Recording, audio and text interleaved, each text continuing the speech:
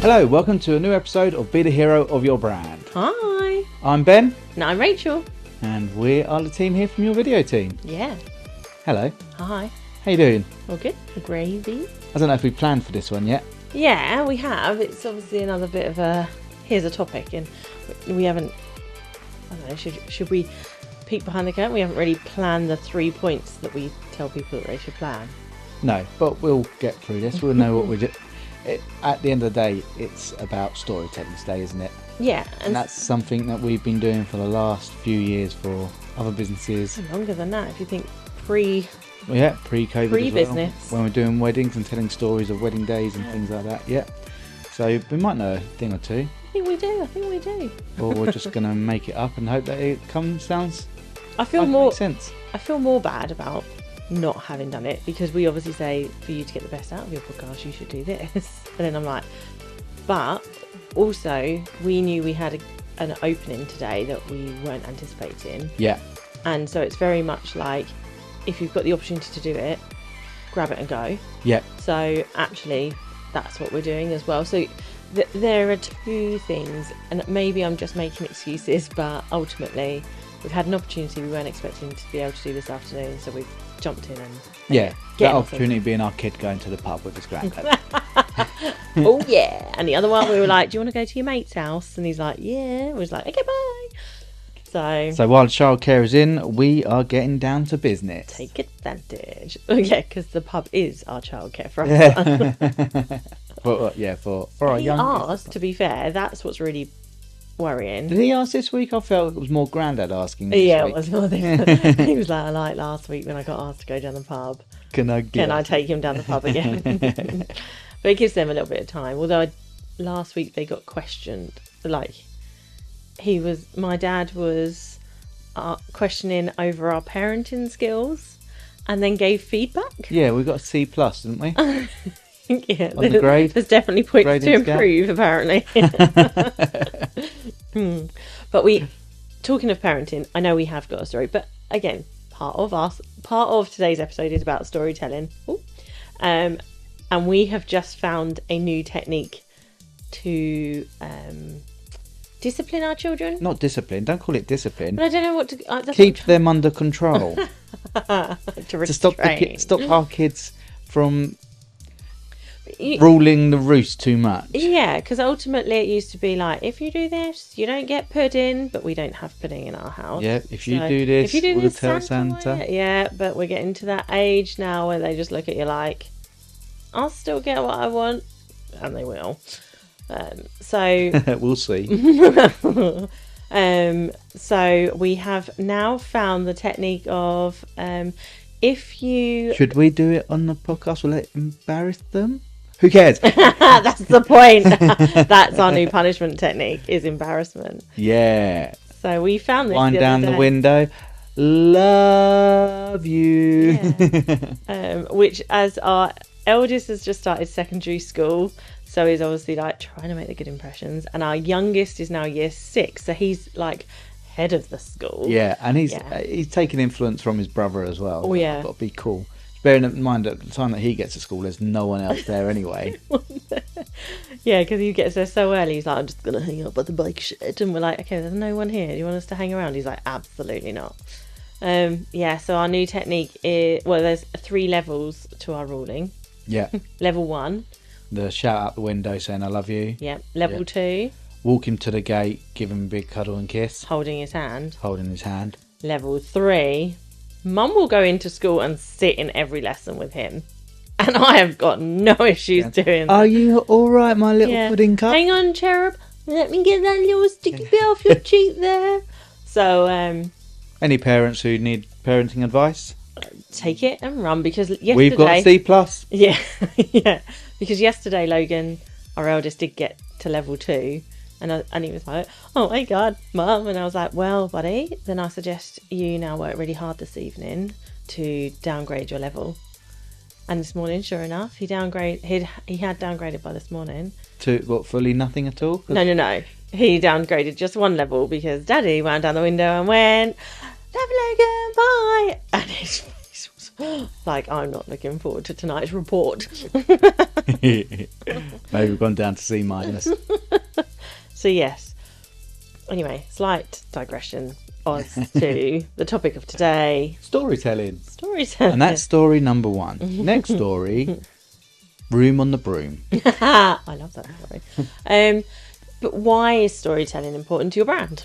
Well, storytelling is important because it's how you can connect with an audience. If you can put people into your story and tell them about who you are, they will find elements in that story that will connect with you. So one that I go to with us, people will connect to us because we're a husband and wife team, and other husband and wife teams are drawn to that.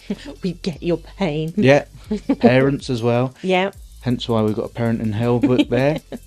But yeah, it's not just to give over information. It's to make sure you're telling it in a way that people can connect with you, build that relationship, build that rapport with an audience that are watching you, and then it'll grow into more than just somebody skipping through information. Like, it's not a 30-second bit of information. It's a embedding of information. And I think, this came about because last week I spoke about obviously how I was it wasn't during COVID, but it was how I suffer quite badly with anxiety to the point I couldn't leave the house without somebody with me. And even if that was a 3-minute walk to the shop to go and get a pint of milk, I couldn't physically do that. And obviously we got, it sparked a few conversations going forward, and we did a poll on LinkedIn and said, like, how much should your brand voice be your personal voice? And this is what this is all about, is sparking those additional pieces of communication, audience participation, and growth and things like that. So yeah, and I think probably if people see us now, they probably still think that you do suffer from that because we're always by each other's side, but that's not the case. That's not how it is. Not quite as bad. That was when you were kind of, well, you weren't really working. It was during COVID and stuff like that. Yeah. So it became very much a sticky situation for you, but you're on the other side of that now. You can go out and buy milk. No, you can send me out to buy milk. You went out to go and get my makeup out the car the other day. You were like, I was literally at the front door halfway out, and you went, do you want me to go? I went, okay. And I thought, God, that's really bad. Like, but you volunteered, so I think, yeah, but I think was the question. I think the question that you asked me was, have you left my makeup in the car? I wouldn't have asked that because that's where my makeup lives, in the car. So that's not true. Yeah, but you wanted it indoors, so you asked me if I left it. That was it. But the point of storytelling as well, when it comes to this, is like you say, is connecting. So as a husband and wife team, that's our story. It's a part of our story, and is that. But for me, suffering with that, there is also your side of, as a, not just a partner, as a husband, but even if we were just friends or just as business partners, take out the marriage, that is like how that would affect us. And by me being willing to talk about it, you can say, yeah, and sometimes it makes me feel this, or I have to manage this element of the business because of that, or home life because of that. And again, there'll be people that you don't understand the feeling I have. Other people won't understand the feeling I have, but they'll understand the feeling you have. And that's really important when it comes to understanding the people, the brands that you're working with, and it is those personal brands that you're working with. Mm-hmm. Yeah. Lost you in deep thought there. Well, I thought you were getting really deep, and now I was like, is this going to be an emotional moment? Talking about how I feel? But I'm not going to have to talk about how I feel. That's okay. But yeah, I guess you've got to think of who currently is doing it well. Who is doing storytelling the way that is impacting with an audience? That's a good question. I don't know. You've really put me on the spot. I don't know. Yes, I would go to Queen Bee herself, Danny Wallace. Yeah. Her storytelling, and it's not necessarily a story that she's thought about for hours and hours, weeks and months. She has her story that she tells about where she was to where she is. But you said the other day that she was saying about how she just had a crap day. Oh, yeah. Last week. Yeah, and that's being open and honest with her audience, connecting with them in a way that she's calling for help. Her audience, well, she doesn't call them an audience. What does she call them? A hive. Her hive. She's a bee. Think about it. Come on. Has surrounded her and shown that support, and probably made her feel a bit more like, ooh. Well, it has, because then this week she's gone, do you know what, guys? Thank you for all that love. And I get it. And I can resonate with all of you, because you've now, like, there was loads of us that all jumped on and was like, hear you, feel you, got you, you know, we're here, you're not alone. And some of them were really honest and said, I'm struggling particularly with this element. Others were just like, you've got this. So we're supportive. Some were like, I've been there. So have, like, how can I help? Like, what I found good, and offered tips. And what it's done is now drive her to go, do you know what? I then heard all of you back, and thank you so much for all that love. And so I got a boost in energy, and I've got a resource that I feel like we can all use. And so next week we're all having, like, the opportunity to dial in to lives during her week, to actually have a where are we stuck, and how can we go forward. And that's where that telling her story, but the telling her truth at the time, actually has got a whole community behind her. But then actually she can now help that community back, and it's like, whoa. And is that what it is? Is that what makes a real story, a real good story? Is because you're telling your truth with it. You're going more than just, and this is probably the second point of this episode, is, are you telling your truth, or are you just telling what you think people want to hear? Yeah, I kind of feel it falls into what I was going to say would be a point, is, what is the purpose of your story? Mm-hmm. Where's the value? What are they getting out of it? Yeah. And I think they all kind of mash together. Well, they definitely do, because they're all part of the storytelling. But I think if you're looking at someone who tells a story for the sake of story, so if I did pick up Room on the Broom and start reading it to you, I'd tell the story in my way of reading, slow and difficult. but it wouldn't be my genuine story. Yeah. And will the audience realise that? Will they think that? If I took someone that I follow quite a lot, Chris Stowe, and listen to his story and go, oh, I'm just going to repeat what he said because I've learnt it from him, use his scenario, it's going to create a disingenuous relationship with your audience. And I think people can see that. I think they see it and feel it. And for those who are like, okay, but I like you and I want to, believe that that's your story, or believe you know about that. But then when they come to you and ask you deeper on it, on that learning and wanting to be educated on it further, and say, how did you deal with that, or what can I do to, you haven't got the answers to that. Mm-hmm. And I think the reason is because you haven't got, and this is going back to what you said, why are you telling the story? Is that why?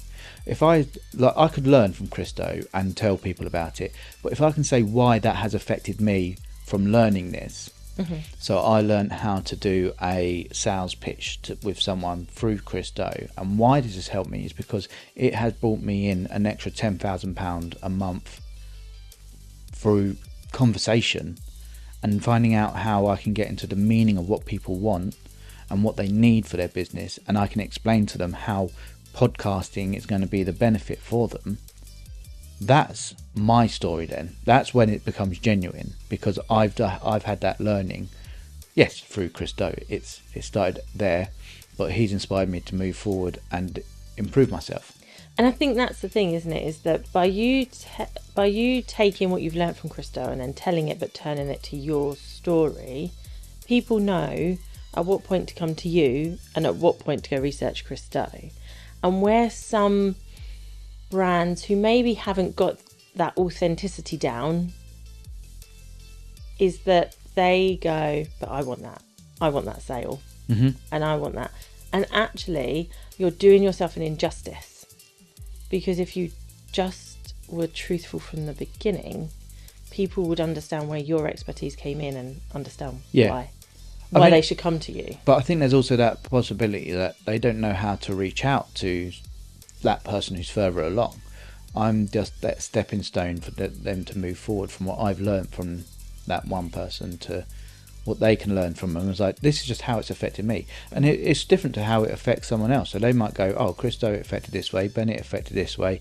Who were you on a call with on the other day? That gentleman, he was doing a similar sort of sales call, but it's affected him differently. But it's all helped us grow our businesses. Yeah, that's what we're trying to do as an end result, is grow our businesses so we can succeed and have the life that we want to live. And it is that thing, isn't it, of going, ultimately from a business perspective, which is why we're sat here and why we're doing this and why we're talking to people who are likely to be business owners,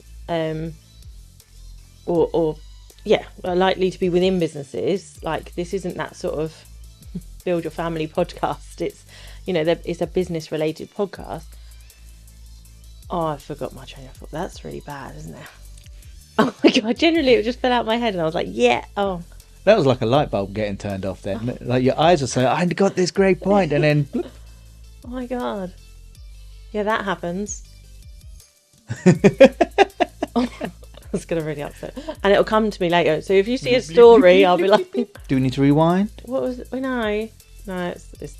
Okay, well, we were talking about being genuine and honest with your story, giving your truth. Okay, I've got it back. Okay, yes. So from that is that by being the genuine, authentic self is that relatable moment as well. So you'll have, like we say, from us, for us, video podcasting is the foundation of your business. It can be the foundation of your marketing strategy. However, a blog content writer might also say the same thing.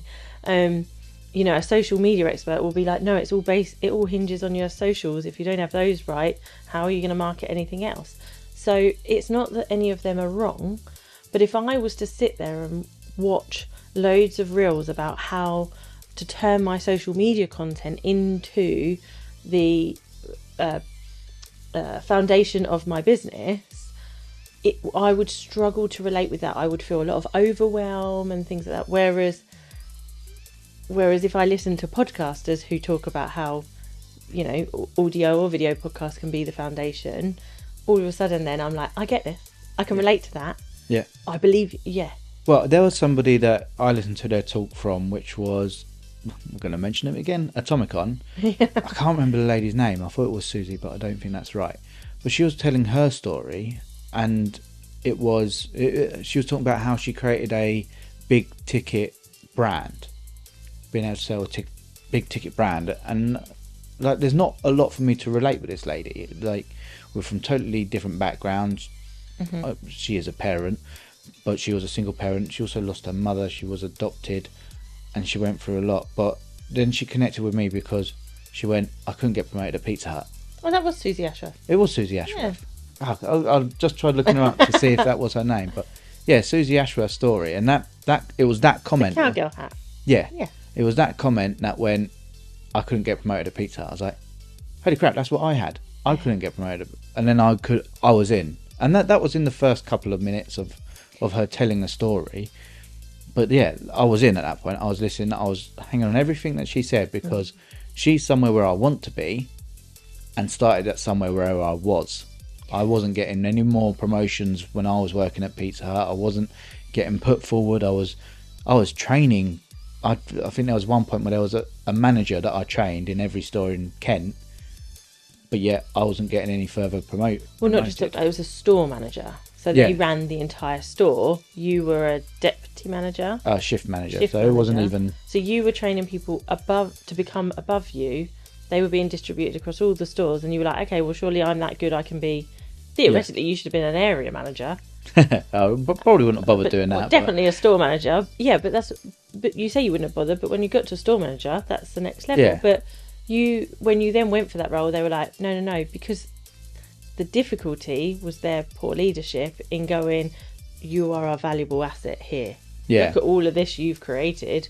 Well, if we lose you, we lose this. Yeah. And they didn't foresee what else you could be delivering. Yeah, but that was the moment I was like, I want to work with that person at some point, and I will work with Susie at some point, because I think Oh, yeah. there's stuff we can offer her, but definitely she can offer us a lot more as well.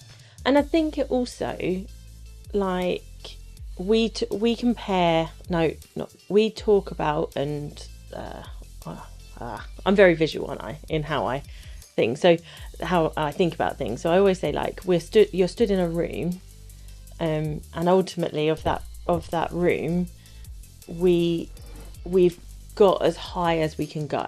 Mm-hmm. So, and I'm hitting the ceiling of that. Yeah. So now I need to go into the next, I need my elevator up. Yeah. I need that next level. But sometimes when, like, we've been stuck at the top of that room, and I feel like we're smushed right at the top and almost suffocating in that room. And I'm like, but I genuinely do not understand how we can be at that next level. But listening to a story by Susie Ashworth made us go, oh my God, I get it. I can go into that. Like, are we worthy to go into that? Well, hang on, she's done it. Yeah. And remember, no one is any better than you in business. You put in what you get out. Yeah, they're just further in their journey. No, they're not better than you. And what I've also learned is people who are genuine, people who are telling their truth, are people who are willing to teach and want the best for us. Yeah. And for anyone else who if you're asking the question, they're going to tell you the answer. If you bumped into Simon Squibb, I would love to bump into Simon. yeah, and he goes, "What is your dream?" He'll tell you how you can make your dream happen. Yeah. Because he's had 30 odd years of success, and he just wants to impart knowledge onto you. In fact, he has released a book which we will be getting. We will add it to our collection. Maybe the parenting book should be at home, not in the office. No. To be honest, it is from Rob Beckett and Josh Widdicombe, so this just makes me feel better about myself. This was us flicking through last night going, I love you out the window. Oh, no, that's fine. We can do that. That's not against the rules. But yeah, it is. So this is why today's topic is about the storytelling, because from us telling all of these different stories we've experienced and gone through, is that there will be you guys listening and watching this who go, oh, I get that. I struggled there. Some of you will go, oh my goodness, like, I'm in that place now. We've got you. How can we support you? And we will ask exactly the same back. Like, we want to know how we can support you. So reach out. Then you'll have people who are not as far along in their journey, and they'll go, I want to be where you are. And like, great, cool, get in touch, because learn from our mistakes. Yeah. And which we're still making. Few. Yeah, and we're still making along the way, and we've made a few, and we're not afraid to talk about our mistakes. Like, we will talk. Well, I say we will talk about. I don't know how long we've got left now, but we, prior to COVID, we had 3 businesses. Yeah. We were on the precipice of, like, we'd worked for, I want to say 5, but I feel like it was more years than that. It was coming up to 5 years. About 6, yeah. Just before 5 years, yeah. That we were on the precipice of it finally doing that tick of big switch on, yeah. Like, we'd done it. All our hard work was about to pay off. Your appendix burst. And then COVID happened. So, I mean, I'm not going to blame it solely on you. Yeah, my appendix burst and didn't cause the world to go into lockdown. It was 2 weeks prior, and after we got released from your mini lockdown, it was almost like we opened the front door and then they went, nope. Get back inside, you two. But yeah, we had 3 businesses. We were on the precipice, and we had no backup. They were people-based businesses, and it was very much a hard shut down. 1 month we made 100 quid if we were lucky. There was the month we made 74p, I think it was. Yeah. And we went, yeah. Just, and because it was literally the last of the bills going out and the last of the money, so we were left. Yeah. It was an interesting time, and it did, like, it never got to the point of breaking us. Like, we were always strong. Powerhouse. Yeah. But I had to go and get a real job, and I'm going to, for those listening, inverted commas, no, Inverted commas, inverted commas, real job, yeah. and become employed, but always with the aspiration that I would join the business. And then you built your video team. I was in the background kind of going, you need to do this. But I think the big learning from that was when we had 3 businesses, we had 3 pulls on our attention, plus the boys and things like that. So we probably had 4 or 5 pulls on our attention. We didn't focus on anything. Couldn't focus on one. Where if we focused on one, we probably would have been a lot further ahead. Yeah. And I would say that is very evident because in the 2-3 years that we've had of YVT, it's been a lot more growth and a lot more attention on it, and it's the one thing that we don't need to sit there and go, oh, what are we doing tomorrow? Oh, we're doing a bit of cleaning here, we're getting ready to photograph this, we're doing this. So having this one business where we go, what are we doing here? Oh, we are editing today.